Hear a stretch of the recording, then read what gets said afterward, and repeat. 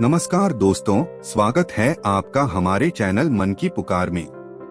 आज मैं आपको चकवा और चकवी की कहानी सुनाने वाला हूँ। आपने ऐसी कहानी पहले कभी नहीं सुनी होगी। यह एक ज्ञानवर्धक एवं प्रेरणादायक कहानी है। एक चकवा और एक चकवी दोनों की यह कहानी है। बात तब की है जब चकवा और चकवी एक शिव मंदिर के बाहर बैठे हुए थे। उनका रहन बसेरा वहीं पर था और वे दोनों महादेव की पूर्ण श्रद्धा से भक्ति किया करते थे। बात सावन के महीने की है जब चकवी चकवा से 3 प्रश्न पूछती है और कहती है कि प्रिय, सबसे पहला प्रश्न, संसार में सबसे बड़ा धर्म क्या है? और दूसरा प्रश्न, संसार में सबसे बड़ा दान क्या है? और तीसरा प्रश्न कि संसार में सबसे बड़ी शक्ति क्या है जो यमराज को भी हरा दे। यह कहानी बड़ी प्रेरणादायक है। इस कहानी को पूरी सुने। इस कहानी को जो इंसान ध्यान से और गौर से सुनता है उसके जीवन में सभी पाप नष्ट हो जाते हैं। यह बड़ी पावन और पवित्र कहानी है। यह कहानी बहुत प्राचीन कहानी है, इसलिए इस कहानी को जरूर सुने। चकवा चकवी से कहता है कि आपके इन तीनों प्रश्नों के उत्तर आपको एक कहानी के माध्यम से मिलेंगे। चकवा कहता है कि तुम शांत चित्त मन करके बैठ जाओ, मैं तुम्हें कहानी सुनाता हूँ। इस कहानी को आप गौर से सुनिएगा। आपके तीनों प्रश्नों के उत्तर आपको इसी कहानी में मिलेंगे। चकवी शांत चितवन होकर के बैठ जाती है और अपने दोनों कानों को चकवी की हर बात पर लगाती है और बड़ी गौर से और बड़ी ध्यान से इस कहानी को चकवी सुनती है। चकवा कहानी शुरू करता है और कहता है कि एक नगर में एक बहुत बड़ा व्यापारी रहता था। वह व्यापारी दान पुण्य में बड़ा विश्वास रखता था, गरीबों की हमेशा सेवा किया करता था। उसके घर एक पुत्र ने जन्म लिया। उस पुत्र का नाम चक्रधर रखा गया। चक्रधर जैसे ही बड़ा हुआ तो उसने अपने पिता से एक घोड़ा लेने की जिद की। चक्रधर का पिता उसे बहुत ज्यादा प्यार करता था, उसे किसी भी चीज के लिए मना नहीं करता था। वह उसको एक घोड़ा दिला देता है। चक्रधर घोड़े पर सवार होकर दूर नगर में भ्रमण करने के लिए जाता है। जब चक्रधर नगर में भ्रमण करने के लिए जाता है तो घूमते घूमते वह एक ऐसे स्थान पर पहुंच जाता है जहां पर दूर दूर तक पानी की कोई व्यवस्था नहीं थी। अब चक्रधर को बड़ी प्यास लगने लगी। जब चक्रधर को प्यास लगने लगी तो चक्रधर पानी के लिए इधर उधर ताकता, लेकिन कहीं पानी नजर नहीं आ रहा था। चक्रधर का घोड़ा भी पानी के लिए परेशान था, उसको भी पानी की बड़ी जरूरत थी। चक्रधर और चक्रधर का घोड़ा दोनों ही बड़े प्यासे थे। चक्रधर और चक्रधर का घोड़ा दोनों ही प्यास के मारे मरे जा रहे थे। दोनों को बड़ी तेज प्यास लग रही थी। दोनों ही धीरे धीरे एक ऐसे स्थान पर पहुंच जाते हैं जहां पर एक गरीब इंसान पानी पिला रहा था। पानी पीने वालों की लंबी कतार लगी हुई थी। उस रास्ते में वही एक ऐसा स्थान था जहां पर लोग पानी पीते थे। दूर दूर से प्यास के मारे थके लोग आते और उसी स्थान पर पानी पीते और पानी पीने के बाद उस पानी पिलाने वाले को बड़ा आशीर्वाद देते, कहते कि भगवान तुम्हें खुश रखे, तुम्हारे घर में अन्न का भंडार भरे, भगवान तुम्हारी लंबी उम्र करे, तुम्हारे बच्चे सुख शांति से रहे। यानी कि इस तरह का हर आदमी उनको आशीर्वाद देकर जाता था। चकवी चकवा की इस बात को बहुत ही ध्यान से सुन रही थी और मंत्रमुग्ध हो गई थी। उधर चक्रधर इस बात को देख रहा था। चक्रधर यह देख रहा था कि जो लोग पानी पी रहे हैं वह सभी लोग इस पानी पिलाने वाले को आशीर्वाद देकर जा रहे हैं। कोई क्या आशीर्वाद दे रहा है, कोई क्या आशीर्वाद दे रहा है, यानी कि हर इंसान उस पानी पिलाने वाले को आशीर्वाद देकर जाता। चक्रधर बड़े गौर से इस बात को देखता और जो लोग उसको आशीर्वाद देते उनके आशीर्वाद की बातों को बड़े गौर से सुनता। चक्रधर भी सोचने लगा कि क्यों ना मैं भी एक पिलाओ खोलूं और उस पिलाओ में ऐसे लोगों को पानी पिलाऊं। चक्रधर के दिमाग में यह बात घर कर जाती है। चक्रधर पानी पी के और वहां से अपने घर के लिए लौटता है। रास्ते में चक्रधर यह सोचता है कि मुझे भी लोगों को पानी पिलाना और मुझे भी लोगों से आशीर्वाद प्राप्त करना है। चक्रधर अपने घर आ जाता है और घर आकर के अपने पिता से कहता है कि पिताश्री मुझे 20 मटके चाहिए। चक्रधर का पिता उस नगर का बहुत बड़ा व्यापारी था चक्रधर का पिता चक्रधर से कहता है कि बेटे मटकों का क्या करोगे, अपने घर में किस चीज की कमी है, सब कुछ चीज है, नौकर चाकर है, धन दौलत है, आप मटके का क्या करोगे। चक्रधर अपने पिता से कहता है कि पिताश्री में एक पियाओ का निर्माण करूंगा और ऐसी जगह पे करूंगा जहां पानी की व्यवस्था ना हो। मैं लोगों को पानी पिलाने का काम करूंगा। चक्रधर का पिता कहता है कि ठीक है पुत्र, ऐसी जगह पर हम पियाओं का निर्माण कर देंगे और वहां पर किसी मजदूर को लगा देंगे, वह पानी पिलाता रहेगा। लेकिन चक्रधर कहता है कि नहीं पिताश्री, मैं अपने हाथों से लोगों को पानी पिला लूंगा। चक्रधर के जिद करने पर चक्रधर का पिता इस बात को मान जाता है और चक्रधर को एक ऐसे स्थान पर ही पियाओ खोल देता है जहां दूर दूर तक पानी की व्यवस्था नहीं थी और लोग उस रास्ते से अधिक मात्रा में आते जाते थे। ऐसी जगह पर चक्रधर पियाओ लगा लेता है। चक्रधर के ऊपर दूर दराज से चलकर लोग पानी पीने के लिए आते और चक्रधर बड़े प्यार से सबको पानी पिलाता, बड़ी श्रद्धा से सबको पानी पिलाता और चक्रधर को भी वही आशीर्वाद मिलता जो पहले उस पानी पिलाने वाले को मिला करता था। चक्रधर के पास भी जो लोग पानी पीते वह भी यही आशीर्वाद देते कि तुम्हारी लंबी उम्र हो, तुम खुश रहो, तुम्हारा परिवार खुश रहे। चक्रधर ऐसे आशीर्वाद को पाकर बड़ा प्रसन्न होता। एक दिन की बात है कि उसी नगर में, जिस नगर में चक्रधर पियाओ चलाता था, पानी पिलाता था, उसी नगर में एक दिन यमराज के 4 यमदूत आते हैं और वह किसी जीव आत्मा को पकड़कर ले जा रहे थे। जब वह जीवात्मा को पकड़कर ले जा रहे थे, उन 4 यमदूतों की नजर चक्रधर के पियाओ पर पड़ जाती है और वह खड़े होकर देखने लगते हैं। देखते हैं कि चक्रधर सबको बड़े प्यार से पानी पिला रहा है और सारे लोग पानी पी करके जा रहे हैं। यमदूत इस बात को देखते हैं और यमदूत यह फैसला करते हैं कि क्यों ना हम लोग भी चक्रधर के पास चलकर के पानी पीकर आएं। यमराज के दूत इंसान का भेष बनाकर और चक्रधर के पिया ऊपर जाते हैं और चक्रधर से जाकर के पानी पीते हैं। पानी पी करके वापस चले आते हैं। कुछ दिन निकलने के बाद फिर से यमराज के 4 दूत वासीपुर में आते हैं और फिर किसी जीवात्मा को लेकर जाने के लिए आते हैं। फिर किसी जीव आत्मा को ले जाते हुए उसी चक्रधर के पिया ऊपर आते हैं और इंसान का भेष बनाकर पानी पीते हैं। जब वह दोबारा पानी पीने के लिए जाते हैं तो चक्रधर उनको पहचान लेता है और चक्रधर कहता है कि भाई तुम कहाँ के रहने वाले हो। चक्रधर पूछने लग जाता है कि तुम कहाँ के रहने वाले हो, पहले भी तुम मेरी प्याऊ पर पानी पीने के लिए आए थे और आज फिर आए हो। आप लोग मुझे यह बताइए कि आप कहाँ के रहने वाले हो और क्या काम करते हो। दूत चक्रधर से कहते कि भाई हम एक व्यापारी हैं और व्यापार का काम करते हैं, हमारा आना जाना लगा रहता है। जब भी हम दूर दराज से व्यापार करके आते हैं तो इसी रास्ते से आते हैं, इसी रास्ते से जाते हैं, इसलिए तुम्हारी पियाओं पर पानी पीते हैं। चक्रधर कहता है कि ठीक है, क्या आप मुझसे मित्रता करोगे। कहते कि ठीक है, यदि आप चाहते हैं कि हम आपसे मित्रता करें तो कोई बात नहीं, हम आपसे मित्रता कर लेंगे। चक्रधर और दूतों में मित्रता हो जाती है, वह लोग घनिष्ठ मित्र बन जाते हैं। जब भी उस नगर में दूत आते हैं तो चक्रधर के पिया ऊपर पानी पीने के लिए अवश्य जाते हैं और घंटों घंटों बैठकर चक्रधर से बात किया करते।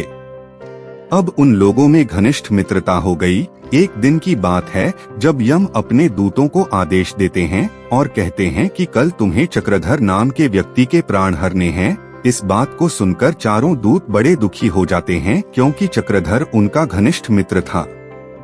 सबसे छोटे वाले को जिम्मेवारी देते हैं कि तुम शेषनाग बनकर और चक्रधर को देखोगे और तुम तीनों चक्रधर के प्राण हर कर यहाँ तक लेकर आओगे। चारों यमदूत मृत्युलोक में आ जाते हैं। जब मृत्युलोक में आते हैं तो सीधे चक्रधर के पास जाते हैं और पहले बात करते हैं और बाद में जोर जोर से रोने लग जाते हैं क्योंकि चक्रधर उनका मित्र था, घनिष्ठ मित्र था और वह अपने ही मित्र को ले जाने वालों ले थे। इसलिए चारों यमदूत जोर जोर से रोने लगते हैं। उनको रोता हुआ देख चक्रधर उनसे कहता है कि मित्रों तुम क्यों रो रहे हो? क्या इस नगर में तुमसे किसी ने कुछ कहा है? क्या इस नगर में तुम्हारे साथ किसी ने कुछ गलत किया है? आप मुझे बताइए, मेरे पिता इस नगर के बहुत बड़े आदमी हैं। यदि कुछ ऐसा हुआ होगा तो उन लोगों को मैं फांसी दिला सकता हूँ। लेकिन चारों यमदूत कहते हैं, इस नगर में हमसे किसी ने भी कुछ नहीं कहा। चक्रधर कहता है कि जब इस नगर में आप लोगों से किसी ने कुछ नहीं कहा तो तुम लोग रो क्यों रहे हो? कारण क्या है? सबसे छोटा जो यमदूत था वह जोर जोर से रोता और चिल्ला चिल्ला कर रोता, क्योंकि सबसे ज्यादा प्यार, सबसे ज्यादा मोहब्बत वही करता था चक्रधर से। इसीलिए वह जोर जोर से रोता। चक्रधर उसको कहता कि भाई तुम क्यों रो रहे हो, इतनी तेजी से क्यों रो रहे हो, जोर जोर से क्यों रो रहे हो, आप मुझे बताइए तो सही। वह सबसे छोटा जो यमदूत था वह कहने लगा कि मित्र, यदि तुम जिद कर रहे हो तो ठीक है, मैं तुम्हें बता ही देता हूँ। वह कहता है कि हम इंसान नहीं हैं और हम यमदूत हैं। इस नगर में हम जब भी आते थे किसी न किसी के प्राण हरने के लिए आते थे, और इसी बहाने तुम्हारे पिया ऊपर पानी पीने के लिए आते थे, और इसी बहाने से तुमसे मित्रता हुई है और मैं तुमसे प्रेम करता हूँ, तुमसे घनिष्ठ मित्रता करता हूँ और तुम मेरे सबसे सच्चे मित्र हो। सबसे छोटा यमदूत कहानी सुनाता है और कहता है कि हम कल तुम्हारे प्राण हरने वाले हैं। कल 12 बजे तुम्हारी मृत्यु हो जाएगी और कल तुम्हारी प्राण हर कर हम तुम्हें लेकर जाएंगे। इस बात को सुनकर चक्रधर थोड़ा डर जाता है, लेकिन बाद में हिम्मत करके कहता है कि मित्रों, कोई बात नहीं है, जो इस संसार में आया है उसको एक दिन जाना जरूर पड़ेगा। कोई बात नहीं, कल मैं जा रहा हूँ, इसमें घबराने वाली कौन सी बात है। आपका जो कार्य है आप कीजिए, मैं मृत्यु से नहीं डरता हूँ। इतनी बात चक्रधर यमदूतों से कहता है। यमदूत कहते हैं कि मित्र, फिर भी हमें दुख तो है, लेकिन हम इतना जरूर करेंगे कि तुम्हारी मृत्यु के समय तुम्हें पीड़ा ना हो। उनके दूत कहते हैं, सबसे छोटा जो यम का दूत था वह कहता है कि मित्र, कल ठीक 2:00 बजे तुम्हारी मृत्यु हो जाएगी। चक्रधर कहता है कि ठीक है, कोई बात नहीं। चक्रधर अपना पियाऊ बंद करके अपने घर चला जाता है। घर जाने के बाद अपनी पत्नी से मिलता। चक्रधर का कुछ दिन पहले ही विवाह हुआ था और चक्रधर की पत्नी बड़ी सुंदर और सुशील और पतिव्रता थी। चक्रधर अपनी पत्नी से मिलता है, अपने पिता से मिलता है और चक्रधर अपनी पत्नी और अपने पिता को कुछ नहीं बताता है। चक्रधर को यह पता था कि कुछ ही घंटे बचे हैं, उसके बाद मेरी मृत्यु हो जाएगी। तो चक्रधर अपने पिता से अपनी पत्नी से मिलता है, हंसी खुशी बातचीत करता है। उसके बाद चक्रधर स्नान ध्यान करने के बाद वापस अपनी पत्नी से मिलने के लिए सीढ़ियों पर चल रहा था तो सीढ़ियों पर छोटा यमदूत नाग बन के बैठा हुआ मिलता है। जैसे ही चक्रधर उसको देखता है तो चक्रधर पहचान लेता है कि यह वही मेरा मित्र यमदूत है जो नाग बन के मुझे डसने के लिए आ पहुंचा है।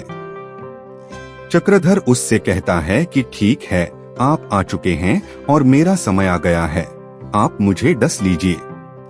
चक्रधर और उस नाग यमदूत में बात होती है। चक्रधर उस नाग से कहता, ठीक है, आप मुझे डस लीजिए, मेरा समय आ चुका है, बस कुछ ही मिनट बचे हुए हैं और मेरी मृत्यु हो जाएगी। इस बात को चक्रधर की पत्नी सुन रही थी। चक्रधर की पत्नी सुनकर कि मेरे पति की कुछ ही मिनटों बाद मृत्यु होने वाली है और मैं विधवा हो जाऊंगी तो मैं जी के क्या करूंगी।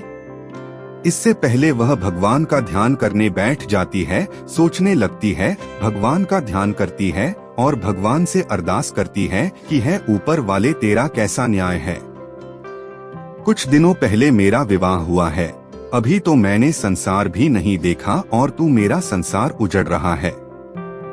वह भगवान का ध्यान करती है, ईश्वर से प्रार्थना करती है। जिस वक्त यमदूत नाग बनके चक्रधर को डसने वाला था उसी समय उस नगर में एक विधवा महिला एक पुत्री को जन्म देती है। उस महिला के पति की कुछ दिन पहले ही मृत्यु हो जाती है और वह महिला विधवा हो जाती है। तो वह महिला उसी दिन उसी समय एक बच्चे को जन्म देती है और वह महिला अपने पिता के घर रह रही थी। वह महिला एक बच्चे को जन्म देती है। जब बच्चे को जन्म देती है तो बड़ी भूख लगती है और वह अपने पिता से कहती कि पिताश्री मुझे कुछ खाने के लिए लेकर आए। उसका पिता कहता है कि पुत्री, मैं भीख मांग कर खाता हूँ, बड़ा निर्धन हूँ, मेरे पास तुम्हें खिलाने के लिए कुछ नहीं है। वह महिला अपने पिता से कहती है कि ठीक है पिताश्री, यदि आपके पास मुझे खिलाने के लिए कुछ नहीं है तो मैंने जो बच्चे को जन्म दिया है तो मैं इसी को खा लेती हूँ। इतनी बात सुनकर वह पिता रोने लगता है और अपनी पुत्री से कहता है कि ठीक है पुत्री, मैं नगर में जाता हूँ और नगर में जो भी कुछ मिलेगा तुम्हें लाकर खिलाता हूँ। उस महिला का पिता नगर भीख मांगने जाता है। एक बात आपने देखी होगी, जब भी कोई भिखारी, कोई दीक्षित रोज रोज आपके द्वार पर आता है तो आप उसको भिक्षा देना बंद कर देते हैं। यही हाल उस वृद्ध व्यक्ति का था, क्योंकि वह रोज रोज हर घर में भिक्षा मांगता था। उसके पास कोई चारा नहीं था, वह भीख मांगकर अपना पेट पालन करता था। अब जिस घर में भिक्षा मांगने के लिए जाता सभी लोग बट बंद कर लेते, दरवाजे बंद कर लेते, कोई भी उनको भिक्षा नहीं दे रहा था। वह घूमता घूमता उसी हवेली पर आ जाता है जहाँ पर चक्रधर को यमदूत नाग बन के डसने वाले थे। उसी व्यापारी की हवेली पर आ जाता है और भिक्षा की गुहार लगाता है।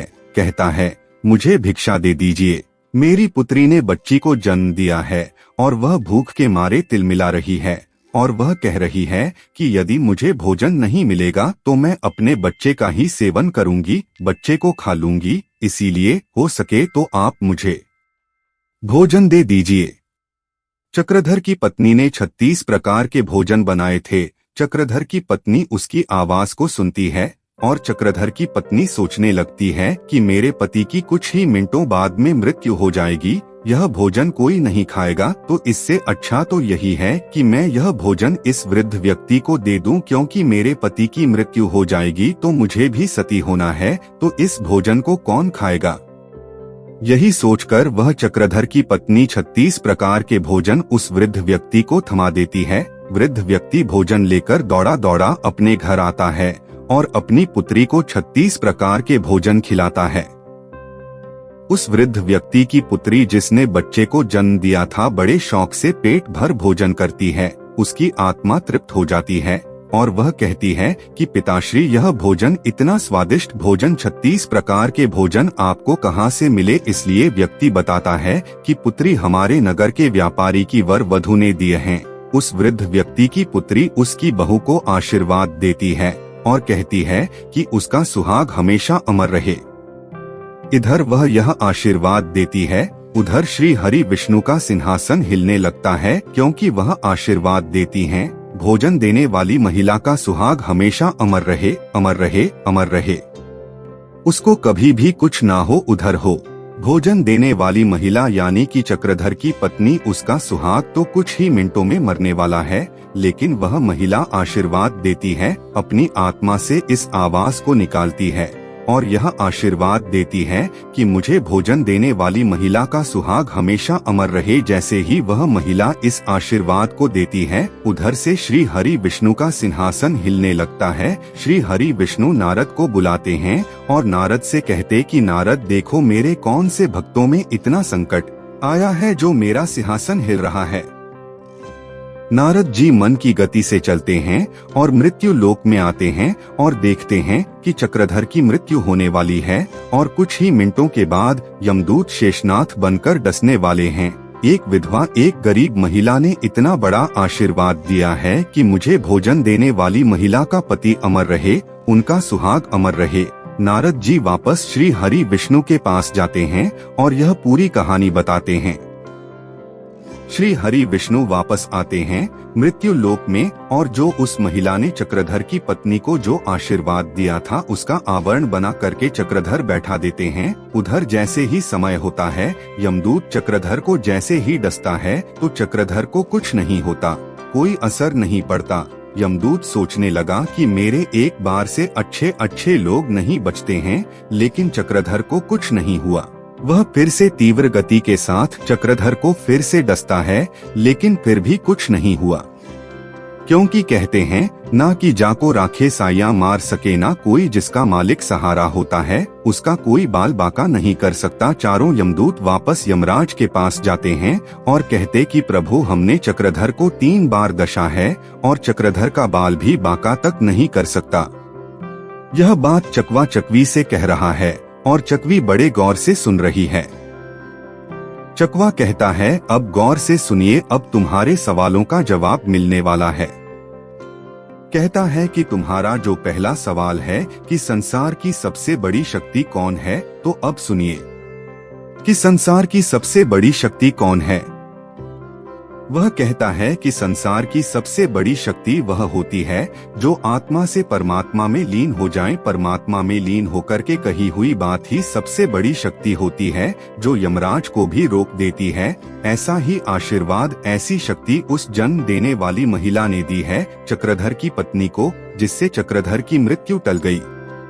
उनके दूत भी वापस चले गए और यमराज भी मात खा गए। यही होती है सबसे बड़ी शक्ति। दूसरा प्रश्न है, सबसे बड़ा धर्म क्या है? तो सबसे बड़ा धर्म वही है जरूरतमंद लोगों को दान देना। जहाँ जरूरत नहीं है और वहाँ पर आप दान कर रहे हैं तो उसका कोई महत्व नहीं है।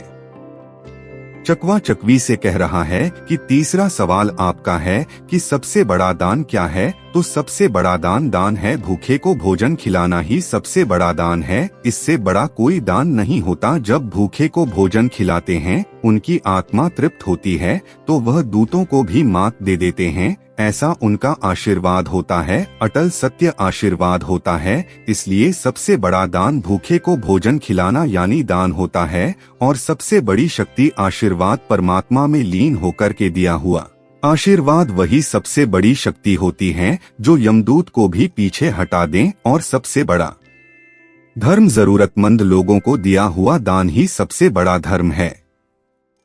यह कहानी यहाँ पर समाप्त होती है। चकवा चकवी को तीनों प्रश्नों के उत्तर देता है। हम उम्मीद करते हैं कि इन तीनों प्रश्नों के उत्तर आपको भी मिल गए होंगे और आपको यह कहानी जरूर पसंद आई होगी। धन्यवाद।